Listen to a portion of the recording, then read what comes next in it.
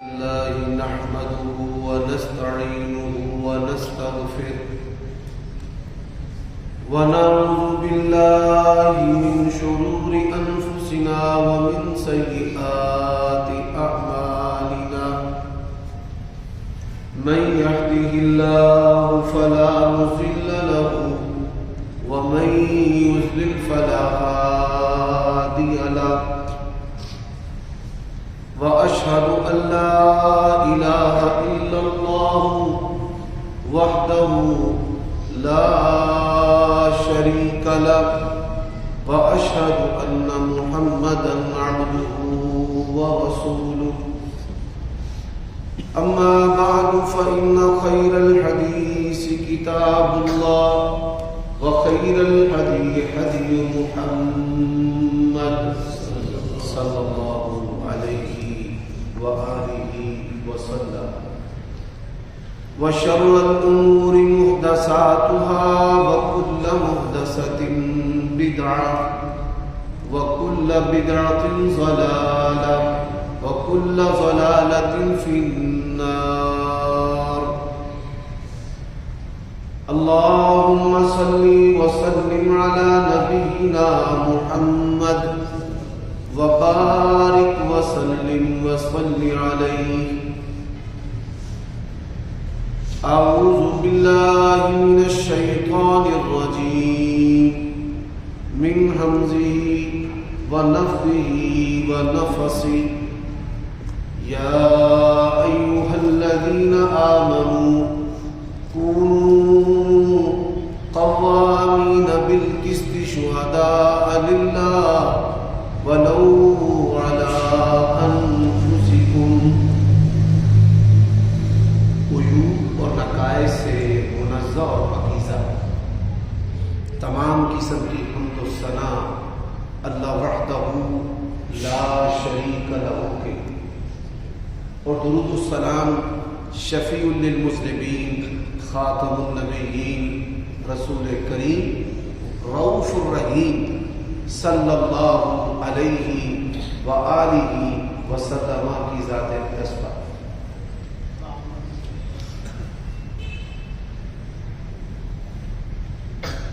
قرآن مجید کا جو حصہ میں نے ابھی آپ کے سامنے تلاوت کیا ہے، اللہ تبارک و تعالی نے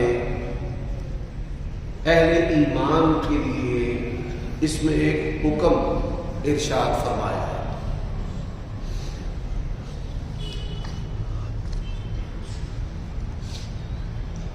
کہ آپ لوگ اللہ کے لیے سچائی کے حامی، مؤید اور گواہ بن جائیں، خواہ یہ گواہی آپ کو اپنے نفسوں اور جانوں کے خلاف ہی کیوں نہ دینا پڑے.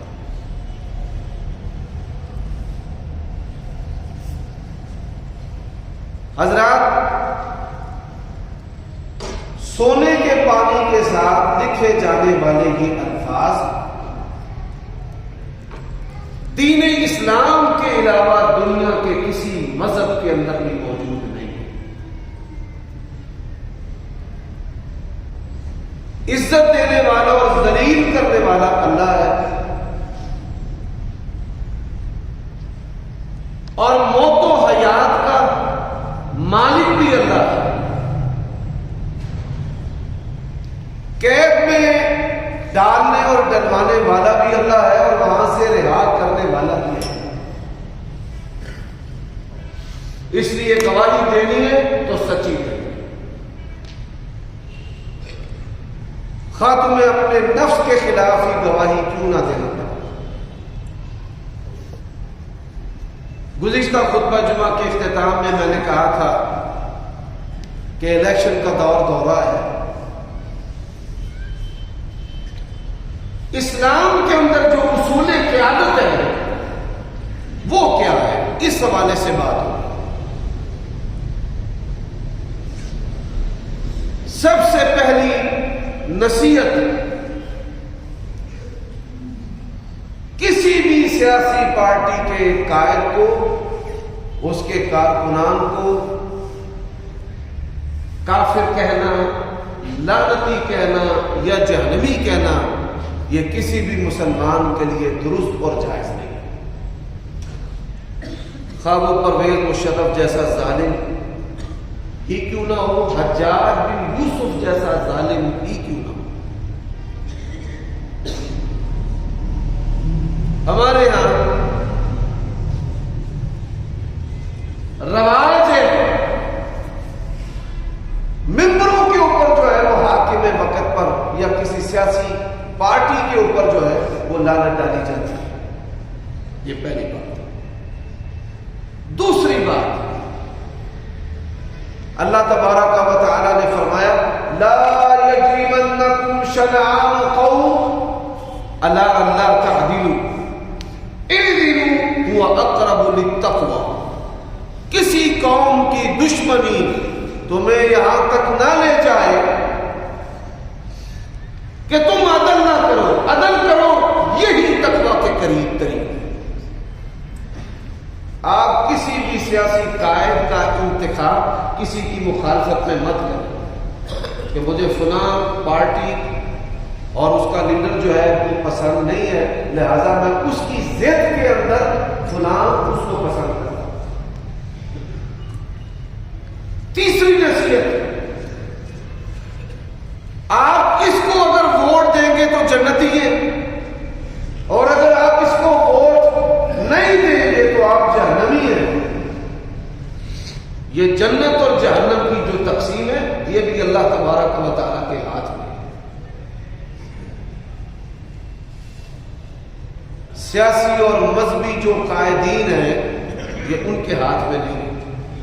چوتھی بات، ممبر کو، مصلی کو، اللہ تبارک و تعالیٰ کی کتاب کو، نبی علیہ الصلوۃ والسلام کی سنت کو ووٹ حاصل کرنے کے مقصد کے لیے استعمال کرنا یہ بھی دین فروشی کے جرم کے اندر آتا ہے. ان چیزوں کو بھی استعمال نہیں کرنا چاہیے. یہ 4 باتیں. 5ویں بات،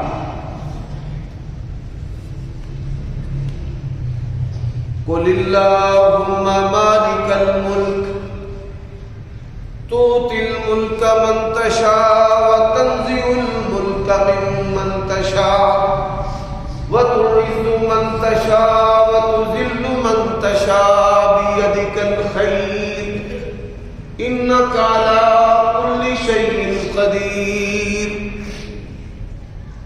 شاہی کا مالک اللہ ہے. اللہ جس کو چاہے منصب عطا کرے، اور جس کو اللہ منصب عطا کرتا ہے یہ اس کے پاس امانت ہے. حاکم آتا جو ہے وہ اللہ تبارک و تعالیٰ کی ذات ہے.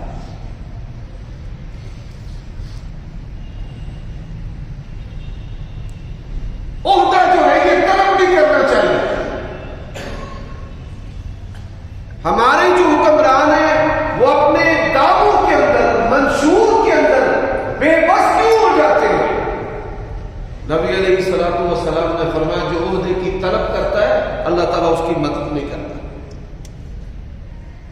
اس پر حالات ایسے ہو جاتے ہیں جیسے بغیر چھری کے دھار کے کسی جانور بکری کو ذبح کیا جائے، فرمایا اس کے حالات جو ہیں اس پر ایسے ہو جاتے ہیں. قرآن مجید کے اندر لا یموت ولا یحیا، نہ انسان زندہ نہ مردہ.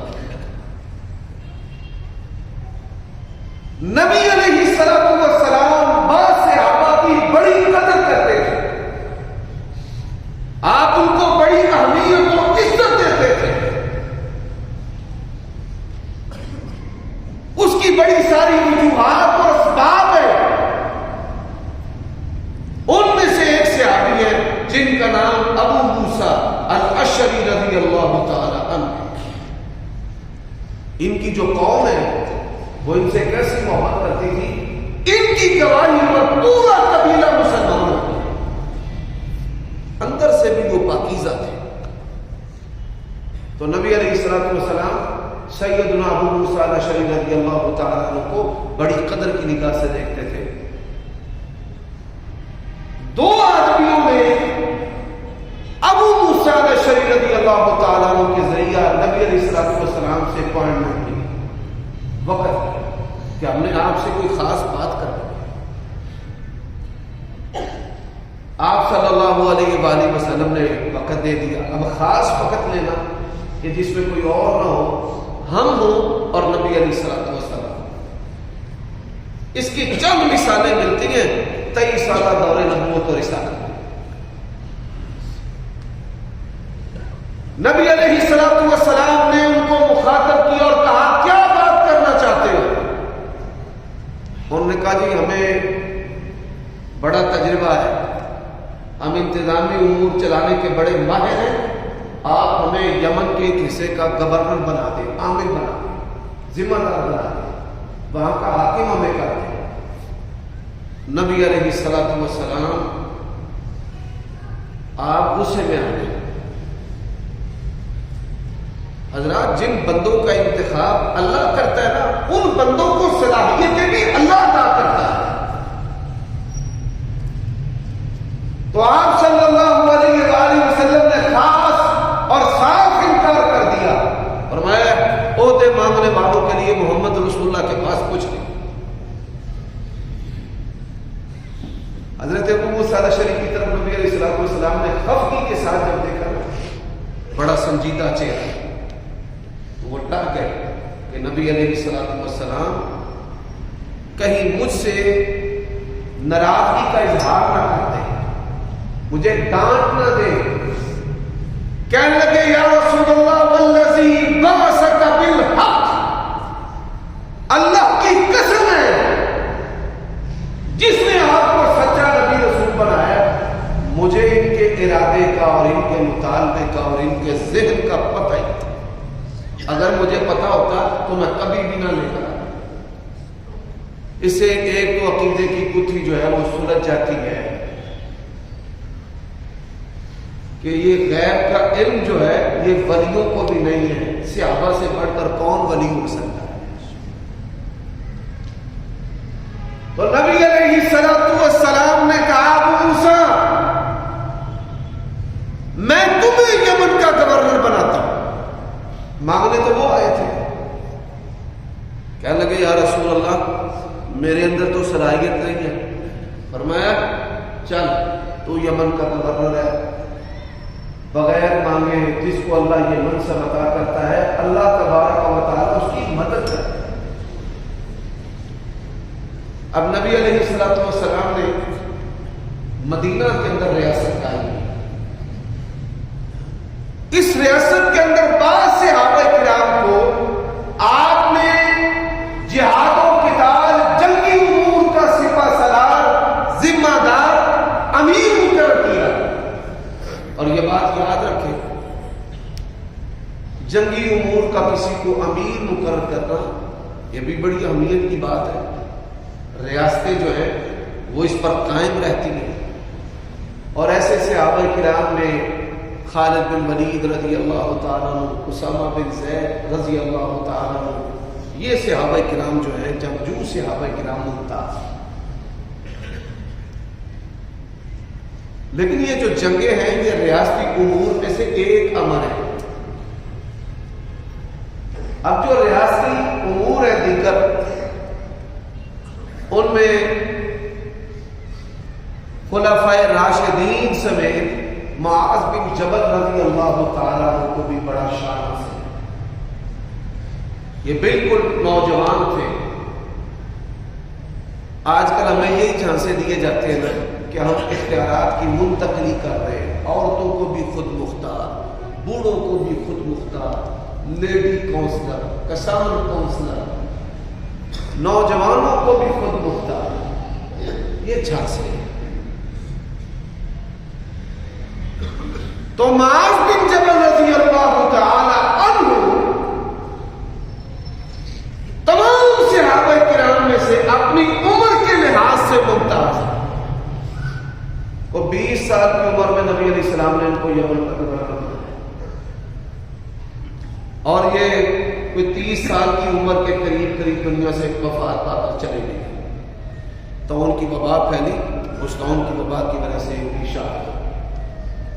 اب نبی علیہ الصلوۃ والسلام نے اس جوان کے اندر کون سی کوالٹیز جو ہیں وہ جانی کہ جس کی وجہ سے آپ صلی اللہ علیہ وآلہ وسلم نے ان کو یمن کی ریاست کا گورنر بنایا. حضرات ایک اور عہد نبوی کا واقعہ، مسیلمہ کذاب، ہر پڑھا لکھا شخص جو ہے وہ اس کے بارے میں جانتا ہے، بالخصوص جو ختم نبوت پر کام کرنے والے لوگ ہیں یا سننے والے لوگ ہیں یا سیرت النبی کے شوقین ہیں، وہ مسیلمہ کو بخوبی جانتے ہیں. یہ مملکت سعودیہ دارالخلافہ ریاض کے قریب ایک علاقہ ہے یمامہ.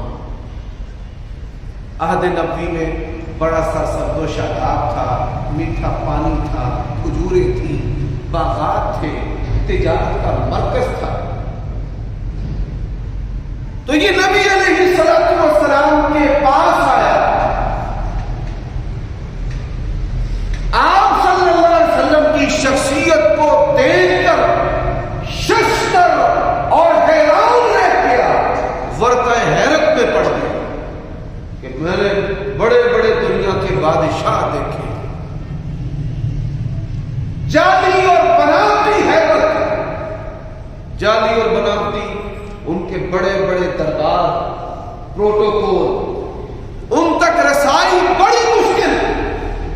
لیکن اللہ کے نبی علیہ الصلوۃ والسلام دنیا کے ایسے حاکم ہیں کہ آپ کی جو حیبت ہے وہ ادب و احترام کی حیبت ہے، اور آپ تک رسائی ہر فرد و بشر کے لیے انتہائی آسان.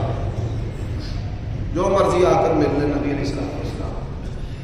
اس نے کیا دیکھا؟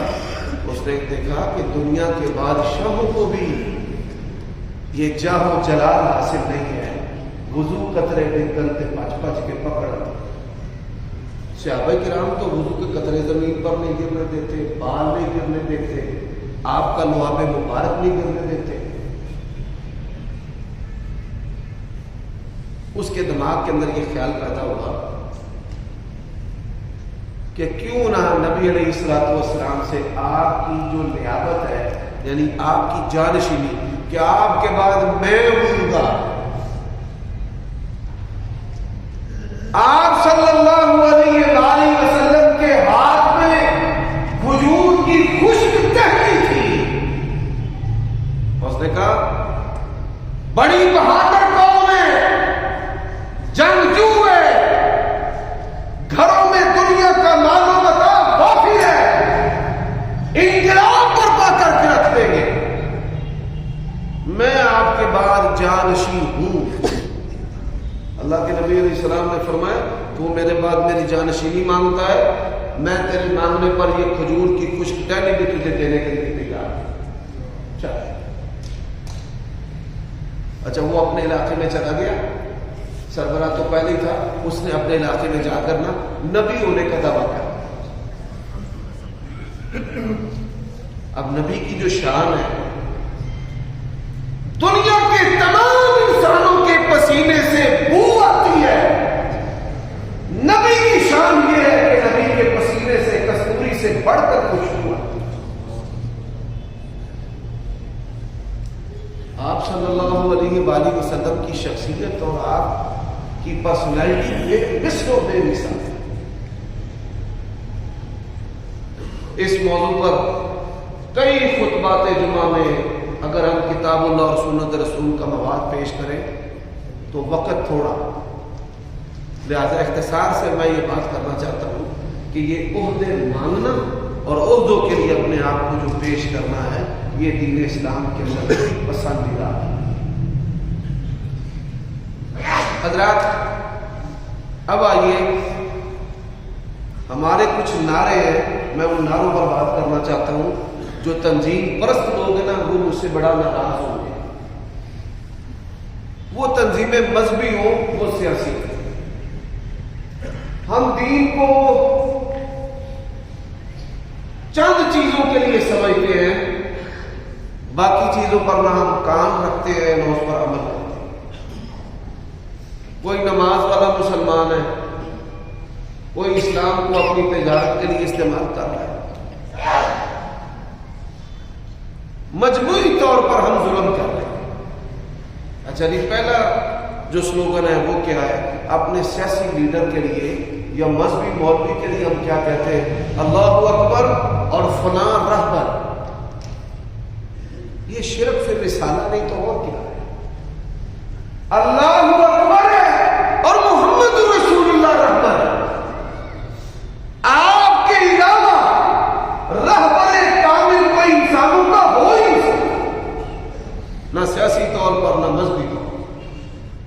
بڑے سارے بورڈوں کے اوپر لکھا ہوتا ہے بھائی اللہ اکبر اور آگے لیڈر کا نام لکھ دیا فلاں رہبر فلاں رہبر فلاں رہبر فلاں.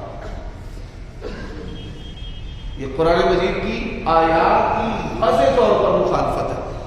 لقد کان لکم فی رسول اللہ اسوۃ حسنہ. اللہ اکبر ہے اور اللہ اکبر کے بعد اشہد ان محمد رسول اللہ. رہبر ہے تو کون ہے؟ جناب محمد رسول اللہ. اچھا جی، ایک تو یہ کام ہے. اب ذرا سنتے جائیں. بڑے بڑے ظلم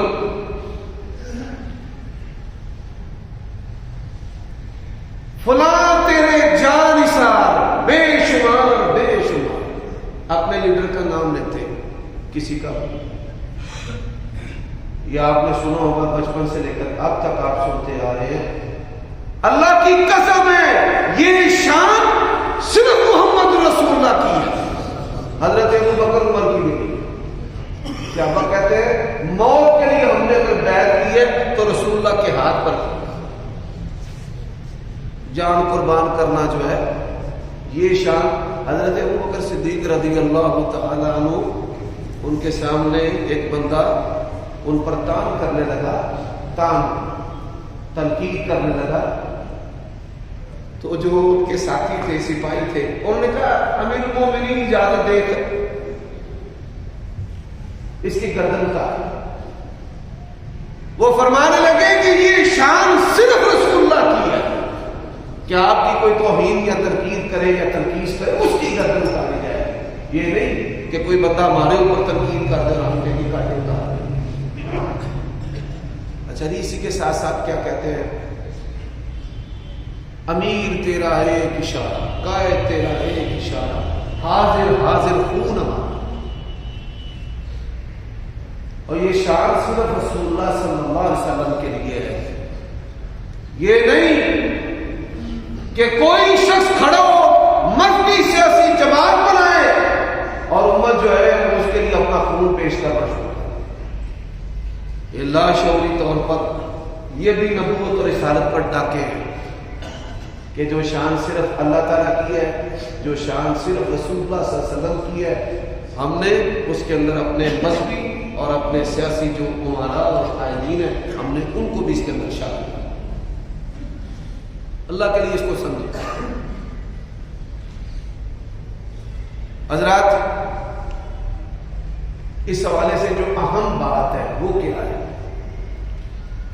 آج کل ٹیلی ویژن پر ہم سوشل میڈیا پر ایسے کئی ویڈیو بیانات سن چکے ہیں اور سنتے رہتے ہیں کہ کوئی اپنی سیاسی پارٹی کے لیے کہتا ہے میں اپنی بیوی نو چھاڑ دیتا ہے، میں مگیتر نو چھاڑ دیتا ہے، وہ دی میں اپنے خامن نو چھاڑ دیتا ہے. ماں باپ کہہ رہے ہیں ہم نے اپنے بیٹے کو گھر سے نکال دیا. بیٹا کہہ رہا ہے میں نے اپنے قائد کے لیے میں نے اپنے ماں باپ کو چھوڑ دیا. اعوذ باللہ ان نکون من الجاہلین. حضرات، پہلی بات ہے پاکستان کے اندر سیاسی تبدیلی جو ہے آپ کے منہ سے نہیں آتی. اور مجھے یہ بات بیان کرنے میں کسی کا کوئی خوف نہیں. لا یخافون لومۃ لائم. یہ ممبر اور مصنف منصب کا تقاضا ہے کہ انسان حق گوئی کرے، خواہ وہ اپنے نفس کے خلاف ہی سچی بات کرے. وہ کشیدہ اور نادیدہ قوتیں ہیں جو ہمارے اوپر حکمرانوں کو مسلط کرتی ہیں، وہ ان کو لے کر آتے ہیں، وہ ان کو لے کر آتے ہیں. اور دوسری بات ہے یہ کوئی اسلام کا ووٹ نہیں ہے. کہ آپ سے پوچھا جا رہا ہے کہ کون بہترین جو ہے وہ مسلمان ہے، کون جو ہے لعنتی ہے، کون رحمتی ہے، کون جنتی ہے، کون جہنمی ہے. اس کے لیے اپنے ایمان کو، اپنے اخلاق کو، اپنی رشتہ داریوں کو خراب کرنا، تباہ کرنا، چھوڑ دینا، یہ بھی بدترین جہالت ہے. یہ بات یاد رکھو. ہزاروں نواز شریف ہو، ہزاروں عمران خان ہو، ہزاروں زرداری ہو، اللہ کی قسم ہے آپ کے اور میرے باپ کے جوتے کے اور پاؤں کے برابر ہوگی. آپ کیسی جہلوں والی بات کرتے ہیں کہ میں نے باپ چھوڑ. اللہ کے نبی علیہ السلام کا واضح فرمان ہے کہ اللہ کی رضا جو ہے وہ ماں باپ کی رضا کے اندر ہے. لاؤ مجھے کوئی آیت حدیث ایسی پیش کرو کہ اللہ کی رضا جو ہے وہ تمہارے سیاسی لیڈروں کی رضا کے اندر ہے.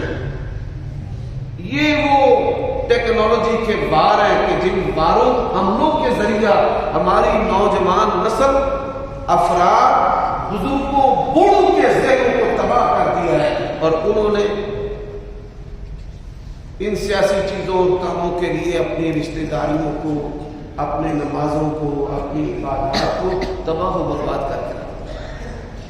ابھی چند دنوں پہلے ایک آدمی جو ہے اس کو میرے پاس لایا گیا جس سیاسی بنیادوں پر اس نے نا مولویوں کے پیچھے نماز پڑھنا چھوڑ. میری کسی مولوی کے پیچھے گندی فلاں لیڈر کی حمایت کرے گا جو مولوی، میں نے اس کے پیچھے نماز پڑھنی ہے، میں نے ویسے نماز نہیں پڑھی. اللہ کے لیے یہ شیطان کے حملے ہیں. آپ کے دماغ کے اندر جو ہے وہ گرہ نہ لگائے، اور یہ گرہ اتنی خطرناک ہے، اتنی خطرناک ہے کہ لوگوں نے ایمان اور اسلام کو، نبوت اور رسالت کو، ہر چیز کو اس کے ساتھ جوڑنا شروع کر.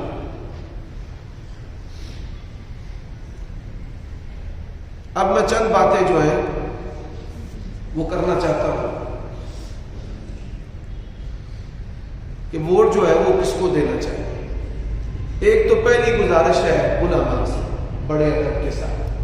پہلی گزارش میں علماء، بھئی آپ کو کوئی پسند ہے وہ پسند، ہمیں کوئی اعتراض نہیں ہے، لیکن آپ اپنی پسند کو لوگوں پر مسلط نہ کریں کہ جناب مجھے سمجھ آ گئی ہے، جڑا بندہ نواز شریف نو، عمران خان نو ووٹ دے گا وہ تو ٹھیک ہے، تو جڑا نہیں دینا بے وقوف، وہ ایسے اور ویسے. اللہ کے نبی علیہ الصلوۃ والسلام کا فرمان سن لیں. فرمایا علم کو اٹھا لیا جائے گا علماء کے اٹھائے جانے سے.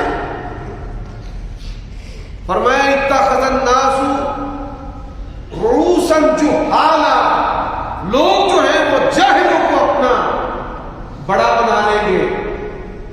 یفتون برائیہم، وہ اپنی رائے سے فتویٰ دیں گے. یضلون و یضلون، وہ خود بھی گمراہ ہوں گے، وہ لوگوں کو بھی گمراہ کریں گے. خود بھی گمراہ، لوگوں کو بھی کرنا. تو جو رائے ہے، جب کسی سیاسی لیڈر کا نام قرآن میں نہیں ہے، حدیث میں نہیں ہے، وہ آپ کی رائے ہے، تو اپنی رائے کو کیوں امت پر مسلط کرتے ہیں؟ ایک تو علماء سے یہ گزارش ہے کہ آپ کی جو پسند ناپسند ہے، نہ اس کے ساتھ کفر اسلام کو جوڑے، نہ جنت جہنم کو جوڑے، نہ اس فہم کو لوگوں پر مسلط کریں. یہ علماء سے بڑے ادب سے گزارش ہے. دوسری بات، اب عوام سے، مجھ سمیت جو ایسے اصول و قوانین اور ایسے ضابطے جو ہر خاص اور عام کے، یہ جو ووٹ ہے، اصل میں یہ سوال ہے آپ سے، آپ کی رائے پوچھی جاتی ہے کہ آپ کے نزدیک کون سا شخص جو ہے وہ انتظامی صلاحیت کا مالک ہے، مینجمنٹ اس کے اندر، کہ وہ ملک کو بہترین طریقے سے چلا سکتا ہے، وہ ایسی پالیسیاں وضع کرے کہ جس کے اندر اللہ کے بندوں کا فائدہ ہے. اور یہ جو سیاست ہے، یہ سیاست انبیاء علیہ السلام کیا کرتے تھے. نبی علیہ السلام نے فرمایا بنی اسرائیل کے سیاستدان ان کے انبیاء ہوا کرتے تھے. مولوی جو ہے نا، ان کا بھی بڑا دل کرتا ہے کہ ہم بھی سیاستدان بنے، لیکن یہ جو سیاست ہے کہ دوسرے کی حقیقتیں بیان کرنا، اس کی ٹو لگا کے عیب ڈھونڈنا، اپنی خوبیاں جو ہے وہ گھڑنا، لوگوں سے بیان کروانا، یہ سارے کا سارا جو ہے یہ شیطانی عمل ہے۔ غیبت، چغلی، ٹو، جسوسی، اس کا دین اسلام کے اندر کوئی تصور نہیں۔ فرمایا لا تباغضوا ولا تحاسدوا ولا تناجشوا كونوا عباد اللہ اخوانا۔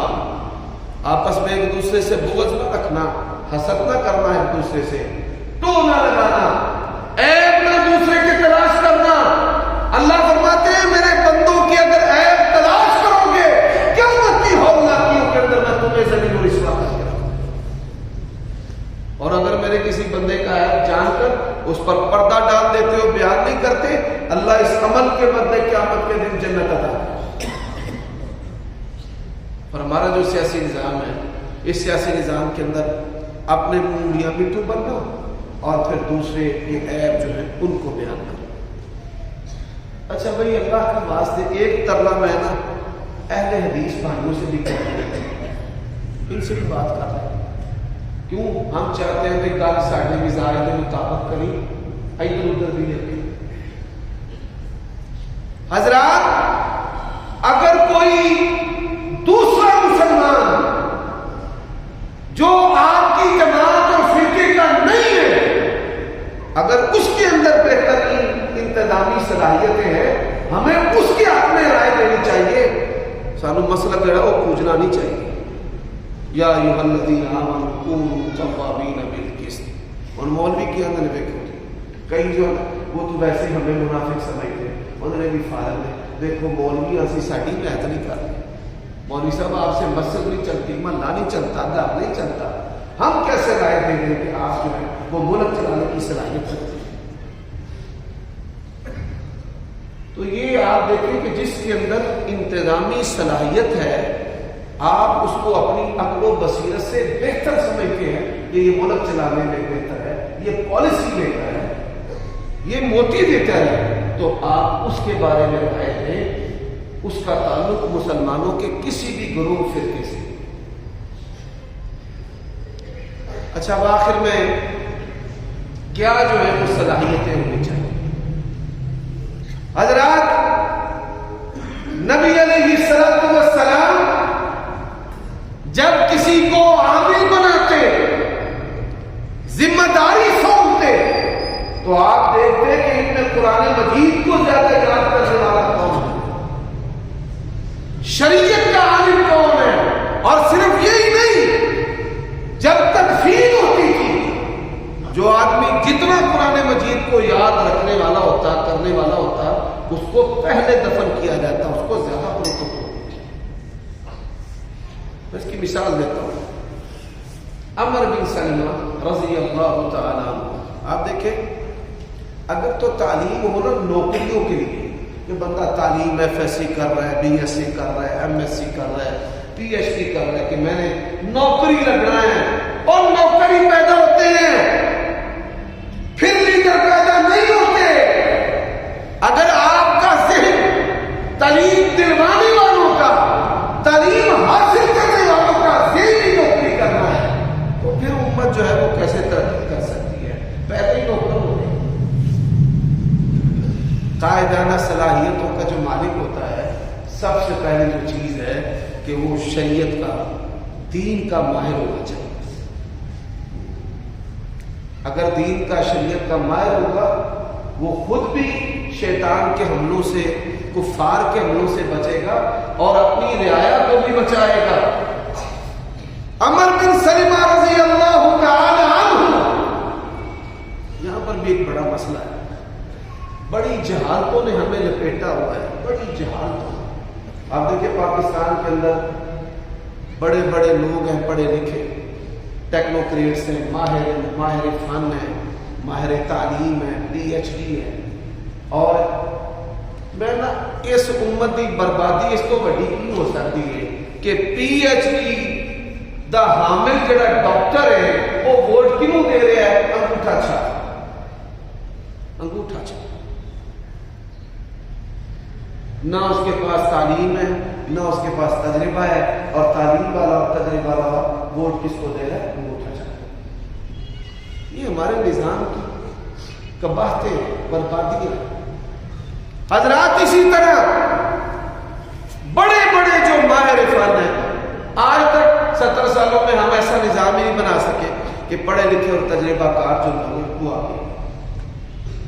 حضرات انڈیا پاکستان انگریز کے دور میں ایک جاہل، میں اس کی بھی بات کرنا چاہتا ہوں، بسا اوقات ایسا ہوتا ہے کہ ڈگریوں والے پیچھے رہ جاتے ہیں اور جو ان پڑھ ہے وہ ان سے بھی بہتر جو ہے وہ عمل کرتا ہے، پروگرس پیش کرتا ہے۔ یہ پہلو بھی میں آپ کے سامنے رکھنا چاہتا ہوں۔ اور آپ سوشل میڈیا استعمال کرتے ہیں، انڈیا پاکستان کے اندر ایک سیشن جج رہا ہے جو بالکل ان پڑھ تھا، جاہل تھا، ایک دن بھی اسکول نہیں گیا تھا، لیکن وہ سیشن جج تھا۔ ذرا تلاش کریں سوشل میڈیا کے ذریعے وہ کون تھا، اور جہاں وہ سیشن جج تھا، کافروں کی حکومت ہونے کے باوجود جرائم نہ ہونے کے برابر کسی کی جرأت نہیں تھی کوئی وہاں پر قتل و غارت کرے، کوئی فساد کرے۔ وہ قتل ہو گیا، قتل کا مقدمہ اس کے پاس آ گیا، یہ نہ بندہ مان دیتا ہے۔ اب جن کے خلاف FIR کٹی وہ بھی آ گئے، 4 افراد تھے۔ FIR میں لکھا جی فلاں آلے کے ساتھ مار دیا، پھر کہنے لگا میرے پاس جو ہے وہ ڈنڈا تھا، میں نے تو وہ آلہ میرے پاس نہیں تھا، یہ بات غلط ہے۔